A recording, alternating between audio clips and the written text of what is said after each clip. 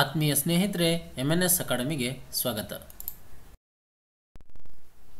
ಸ್ನೇಹಿತರೆ, ನಾವು ಕಳೆದ ವಿಡಿಯೋದಲ್ಲಿ FDA 1991 ಸಾಮಾನ್ಯ ಕನ್ನಡದಲ್ಲಿ ಕೇಳಿದಂಥ ಪ್ರಶ್ನೋತ್ತರಗಳನ್ನು ನೋಡಿದ್ವಿ. ಈ ವಿಡಿಯೋದಲ್ಲಿ ನಾವು FDA 1997 ಪರೀಕ್ಷೆಯಲ್ಲಿ ಕೇಳಿದ ಪ್ರಶ್ನೋತ್ತರಗಳು ಭಾಗ 1 ಈ ವಿಡಿಯೋದಲ್ಲಿ ನೋಡೋಣ. ಸ್ನೇಹಿತರೆ, ಮೊದಲನೇ ಪ್ರಶ್ನೆ ನೋಡೋಣ. ಹೋಗುವವನು ಎಂಬುದು ಡ್ಯಾಶ್ ಕೃದಂತನಾಮ, ಕೃದಂತ ಭಾವನಾಮ, ತದ್ದಿತಾಂತ ನಾಮ, ತದ್ದಿತಾಂತ ಭಾವನಾಮ. ಇದಕ್ಕೆ ಸರಿಯಾದ ಉತ್ತರ ಕೃದಂತನಾಮ ಅಂತ. ಇನ್ನು ಕೃದಂತ ಅಂತ ಏನು ಅಂತ ತಿಳಿಯೋದಾದರೆ, ಧಾತುಗಳಿಗೆ ಕೃತ್ ಪ್ರತ್ಯಯಗಳು ಸೇರಿದಾಗ ಅವು ಕೃದಂತಗಳು ಆಗ್ತವೆ. ಈ ಕೃದಂತದಲ್ಲಿ 3 ವಿಧ ಇದೆ. ಒಂದು ಕೃದಂತನಾಮ, ಕೃದಂತ ಭಾವನಾಮ, ಕೃದಂತಾವ್ಯಯಗಳು ಅಂತೇಳಿ.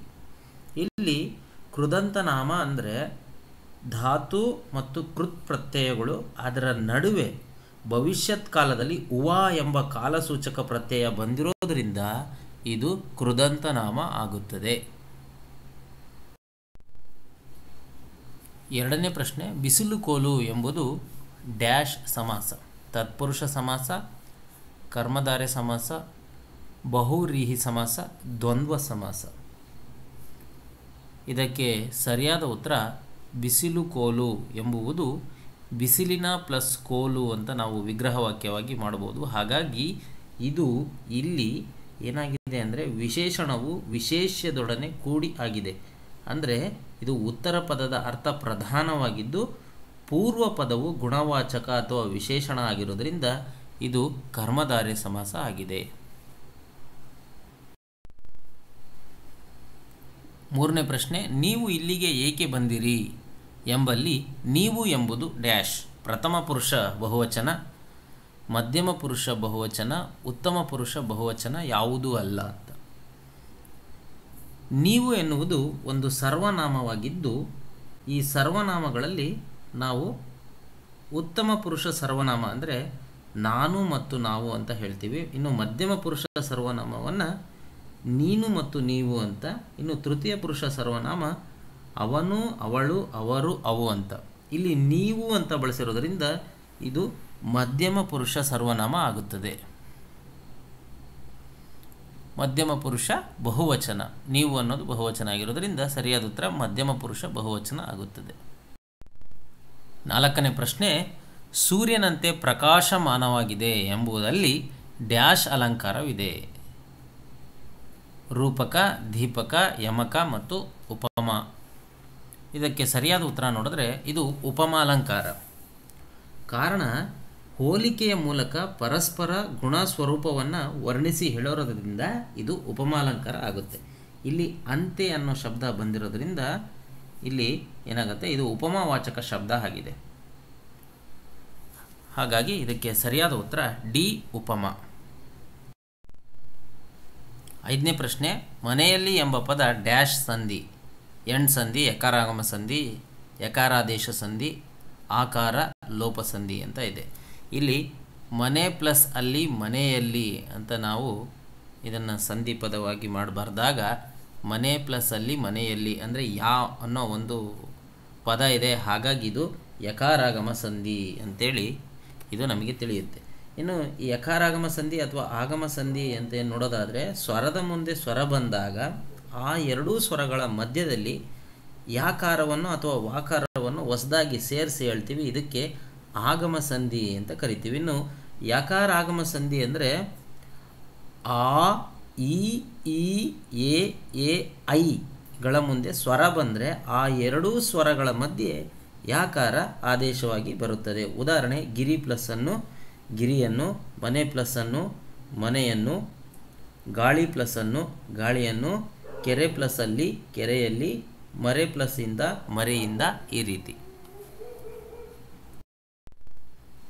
ಆರನೇ ಪ್ರಶ್ನೆ. ಬೇಸಿಗೆ ಕಾಲ ಎಂಬ ಪದ ಡ್ಯಾಶ್ ಸಂಧಿ. ಗಾಕಾರ ಆದೇಶ ಸಂಧಿ, ಯಾಕಾರಾಗಮ ಸಂಧಿ, ಕಾಕಾರಾದೇಶ ಸಂಧಿ, ಸಂಧಿ ಕಾರ್ಯ ನಡೆದಿಲ್ಲ. ಸ್ನೇಹಿತರೆ, ಇದನ್ನು ಬೇಸಿಗೆ ಗಾಲ ಅಲ್ಲ, ಇದು ಬೇಸಿಗೆ ಕಾಲ ಅಂತ ಪದ. ಹಾಗಾಗಿ ಈ ಬೇಸಿಗೆಗಾಲ ಅಂತ ಏನಾದ್ರು ಇದ್ದಿದ್ದರೆ ನಾವು ಅದನ್ನು ಹೇಗೆ ಬಿಡಿಸಿ ಬರಿತಿದ್ವಿ ಅಂದರೆ ಬೇಸಿಗೆ ಪ್ಲಸ್ ಕಾಲ ಬೇಸಿಗೆ ಕಾಲ ಅಂತ ಬರಿತಿದ್ವಿ. ಹಾಗಾಗಿ ಅದನ್ನು ಆದೇಶ ಸಂಧಿ, ಘಾಕಾರ ಆದೇಶ ಸಂಧಿ ಅಂತ ಕರಿತಿದ್ವಿ. ಆದರೆ ಇಲ್ಲಿ ಬೇಸಿಗೆ ಕಾಲ ಅಂತ ಕೊಟ್ಟಿರೋದ್ರಿಂದ ಇಲ್ಲಿ ಬಿಡಿಸಿ ಬರೀಲಿಕ್ಕೆ ಬರೋಲ್ಲ. ಹಾಗಾಗಿ ಇಲ್ಲಿ ಸಂಧಿ ಕಾರ್ಯ ನಡೆದಿಲ್ಲ.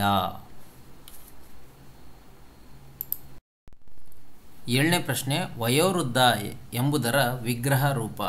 ವಯಸ್ಸಿನಿಂದ ವೃದ್ಧ, ವಯಸ್ಸಿಗೆ ವೃದ್ಧ, ವಯಸ್ಸಿಗೂ ವೃದ್ಧ, ವಯಸ್ಸಿನ ವೃದ್ಧ ಅಂತ. ವಿಗ್ರಹ ರೂಪ ಅಂದರೆ ಸಮಾಸ ಪದವನ್ನು ಬಿಡಿಸಿ ಬರೆಯುವುದು ಅಂತ ಅರ್ಥ. ಹಾಗಾಗಿ ವಯೋವೃದ್ಧ ಅಂದರೆ ವಯಸ್ಸಿನಲ್ಲಿ ವೃದ್ಧರಾಗಿರ್ತಾರೆ. ಹಾಗಾಗಿ ಸರಿಯಾದ ಉತ್ತರ ಮೊದಲನೇದು, ವಯಸ್ಸಿನಿಂದ ವೃದ್ಧ.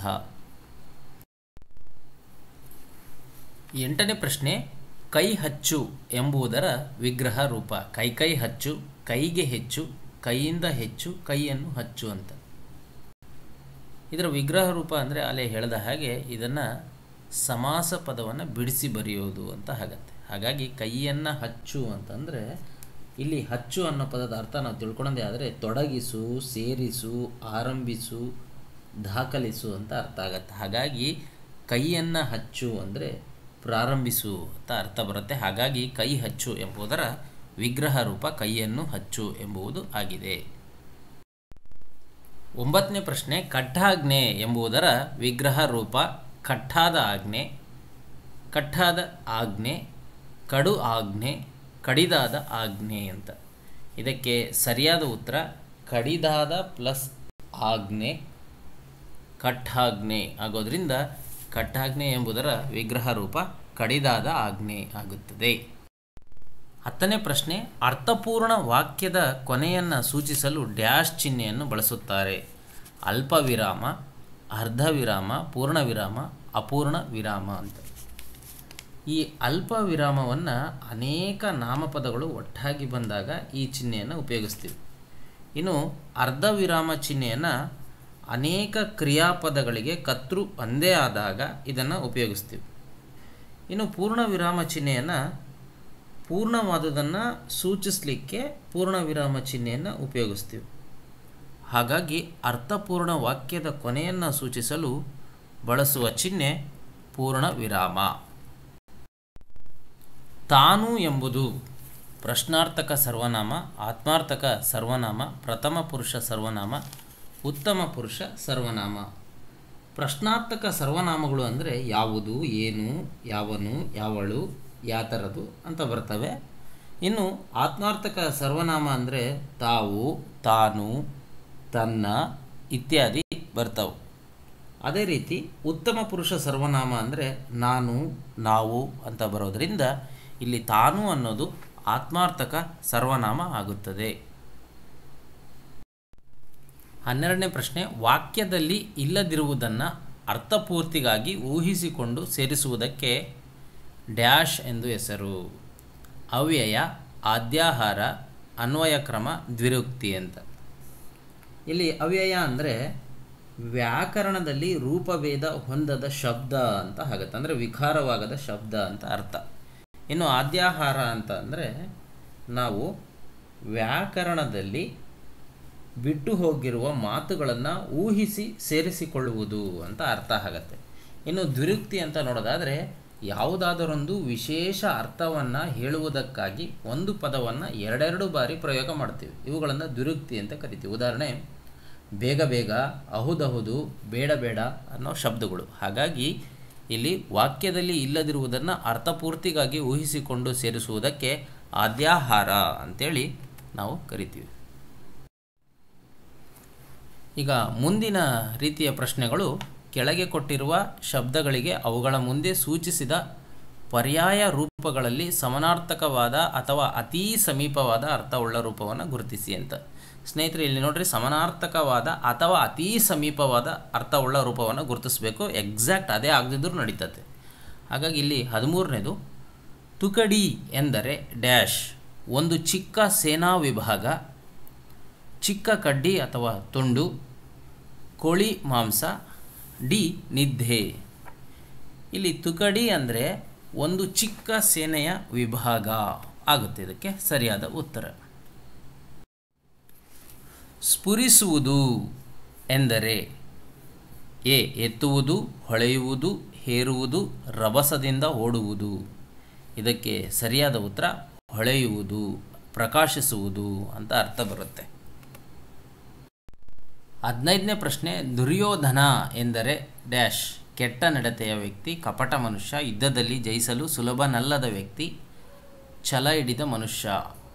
ನಾವು ದುರ್ಯೋಧನನನ್ನು ಛಲದಂಕ ಮಲ್ಲ ಅಂತ ಕರಿತೀವಿ. ಹಾಗಾಗಿ ಈ ದುರ್ಯೋಧನ ಅಂದರೆ ಸರಿಯಾದ ಅರ್ಥ ಅಥವಾ ಸಮೀಪದಲ್ಲಿರ್ತಕ್ಕಂತಹ ಅರ್ಥ ಛಲ ಹಿಡಿದ ಮನುಷ್ಯ ಅಂತ ಆಗುತ್ತೆ.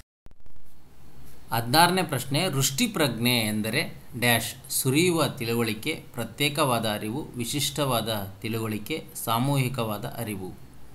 ವೃಷ್ಟಿ ಅಂದರೆ ಮಳೆ ಆಗತ್ತೆ, ಪ್ರಜ್ಞೆ ಅಂದರೆ ಜ್ಞಾನ ಅಥವಾ ತಿಳುವಳಿಕೆ, ಅರಿವಾಗುತ್ತೆ. ಹಾಗಾಗಿ ವೃಷ್ಟಿ ಅಂದರೆ ಸುರಿಯುವ, ಪ್ರಜ್ಞೆ ಅಂದರೆ ತಿಳುವಳಿಕೆ ಅಂತೇಳಿ ನಾವು ಸುರಿಯುವ ತಿಳುವಳಿಕೆ ಅಂತೇಳಿ ಇದನ್ನು ತಪ್ಪಾಗಿ ಭಾವಿಸ್ತೀವಿ. ಆದರೆ ಇದು ಸರಿಯಲ್ಲ. ವೃಷ್ಟಿ ಪ್ರಜ್ಞೆ ಅಂದರೆ ವಿಶಿಷ್ಟವಾದ ತಿಳುವಳಿಕೆ ಅಂತೇಳಿ ಇದಕ್ಕೆ ಸರಿಯಾದ ಉತ್ತರ ಆಗುತ್ತೆ. 17ನೇ ಪ್ರಶ್ನೆ, ಸುಸಾಂಗತ್ಯ ಎಂದರೆ ಡ್ಯಾಶ್ ಹೊಂದಾಣಿಕೆ, ಒಂದು ಛಂದೋಪ್ರಕಾರ, ಜೊತೆಗೂಡಿ ಬರುವಿಕೆ, ಸೇರಿ ಹೋಗುವುದು ಅಂತ. ಸಾಂಗತ್ಯ ಅಂತಂದರೆ ಹೊಂದಾಣಿಕೆ, ಸಾಮರಸ್ಯ ಅಂತ. ಇನ್ನು ಛಂದಸ್ಸಿನ ಪ್ರಕಾರ 4 ಪಾದಗಳುಳ್ಳ ಒಂದು ಅಂಶಗಣ ಅಂತ ಬರುತ್ತೆ. ಹಾಗಾಗಿ ಅದ್ರ ಪ್ರಕಾರ ಛಂದೋ ಪ್ರಕಾರನೂ ಅಲ್ಲ ಮತ್ತು ಹೊಂದಾಣಿಕೆಯೂ ಅಲ್ಲ. ಸುಸಂದರ್ಭ ಅಂತ ಕರೀತಾರೆ ನೋಡ್ರಿ. ಸುಸಂದರ್ಭ ಅಂದರೆ ಕೂಡಿ, ಜೊತೆಯಾಗಿ ಅಂತ ಅರ್ಥ ಬರುತ್ತೆ. ಹಾಗಾಗಿ ಸುಸಾಂಗತ್ಯ ಅಂತಂದರೆ ಜೊತೆಗೂಡಿ ಬರುವಿಕೆ ಅಂತೇಳಿದ್ರೆ ಸರಿಯಾದ. ಕಾವ್ಯಮೀಮಾಂಸೆ ಎಂದರೆ ಡ್ಯಾಶ್ ಕೃತಿಯೊಂದರ ವಿಮರ್ಶೆ, ಕಾವ್ಯದಲ್ಲಿಯ ಧರ್ಮದ ಚರ್ಚೆ, ಕಾವ್ಯದ ಹುಟ್ಟು ರಚನೆ, ಸಂವಹನ ಇತ್ಯಾದಿಗಳ ಚರ್ಚೆ, ಕವನ, ಕತೆ, ನಾಟಕ ಇತ್ಯಾದಿಗಳ ವ್ಯತ್ಯಾಸ ಕುರಿತ ಚರ್ಚೆ. ಇಲ್ಲಿ ಮೀಮಾಂಸೆ ಅನ್ನೋ ಪದದ ಅರ್ಥ ನಾವು ತಿಳಿಯೋದಾದರೆ ಆಳವಾಗಿ ವಿಚಾರ ಮಾಡುವುದು ಅಥವಾ ಕಾವ್ಯದ ಸ್ವರೂಪ ಲಕ್ಷಣಾದಿಗಳನ್ನು ತಿಳಿಸುವ ಶಾಸ್ತ್ರ ಅಂತ ಬರುತ್ತೆ. ಹಾಗಾಗಿ ಕಾವ್ಯ ಮೀಮಾಂಸೆ ಅಂದರೆ ಕಾವ್ಯದ ಹುಟ್ಟು, ರಚನೆ, ಸಂವಹನ ಇತ್ಯಾದಿಗಳ ಬಗ್ಗೆ ಚರ್ಚೆ ನಡೆಸುವುದು ಆಗಿದೆ. ವಿಕಿರಣ ಎಂದರೆ ಡ್ಯಾಶ್ ಕೆದರಿ ಬೀಳುವುದು, ವಿಕಾರ, ಅಂಗಹೀನ, ಬೆಳೆಯುವಿಕೆ ಅಂತ. ಇಲ್ಲಿ ನಾವು ವಿಕಿರಣ ಈ ಪದದ ಅರ್ಥವನ್ನು ನಾವು ಸರಿಯಾಗಿ ತಿಳ್ಕೊಳ್ಳೋದೇ ಆದರೆ ಮಾಧ್ಯಮದ ಸಹಾಯವಿಲ್ಲದೆ ಬೆಳಕಿನ ಕಿರಣಗಳಂತೆ ಪ್ರಸರಿಸುವುದು ಅಥವಾ ಹರಡುವುದು ಅಂತ ಅರ್ಥ ಆಗುತ್ತೆ. ಆದರೆ ಇಲ್ಲಿರ್ತಕ್ಕಂಥ ಪದಗಳಲ್ಲೇ ಅತೀ ಸಮೀಪದ ಅರ್ಥ ಕೊಡ್ತಕ್ಕಂಥದ್ದು ಯಾವುದು ಅಂದರೆ ಬೀಳುವುದು, ಕೆದರಿ ಬೀಳುವುದು, ಪ್ರಸರಿಸುವುದು ಅಂತ ತಗೋಬೋದು. ಹಾಗಾಗಿ ಸರಿಯಾದ ಉತ್ತರ ಕೆದರಿ ಬೀಳುವುದು ಅಂತ ಆಗುತ್ತೆ. 20ನೇ ಪ್ರಶ್ನೆ, ವ್ಯುತ್ಪತ್ತಿ ಎಂದರೆ ಡ್ಯಾಶ್ ಉತ್ಪತ್ತಿ, ವಿದ್ವತ್ತು, ದಡ್ಡತನ, ಏಡಿತನ. ಈ ಉತ್ಪತ್ತಿ ಅನ್ನೋ ಪದದ ಅರ್ಥ ನಾವು ತಿಳ್ಕೊಳ್ಳೋದಾದರೆ ಶಬ್ದದ ಹುಟ್ಟು, ಉಗಮ, ಪರಿಣಿತಿ, ಪಾಂಡಿತ್ಯ ಅಂತ ಅರ್ಥ ಬರುತ್ತೆ. ಹಾಗಾಗಿ ಇಲ್ಲಿ ಕೊಟ್ಟಿರ್ತಕ್ಕಂಥ ಆಪ್ಷನ್ಗಳಲ್ಲಿ ಅತಿ ಸಮೀಪವಾದ ಬೆಲೆ ಉತ್ಪತ್ತಿ ಆಗುತ್ತದೆ. ಸೊ ಸ್ನೇಹಿತರೆ, ಇಷ್ಟೊತ್ತು ನಮ್ಮ ವಿಡಿಯೋವನ್ನು ನೋಡಿದ್ದಕ್ಕೆ ಧನ್ಯವಾದಗಳು. ನಾವು ಮುಂದಿನ ವಿಡಿಯೋದಲ್ಲಿ 1997ರ FDA ಜನರಲ್ ಕನ್ನಡದಲ್ಲಿರ್ತಕ್ಕಂಥ ಉಳಿದ ಪ್ರಶ್ನೆಗಳನ್ನು ಚರ್ಚೆ ಮಾಡೋಣ ಅಂತ ಹೇಳ್ತಾ ಈ ವಿಡಿಯೋವನ್ನು ನೋಡಿದಂಥ ಎಲ್ಲರಿಗೂ ಧನ್ಯವಾದಗಳು. ನಮಸ್ಕಾರ.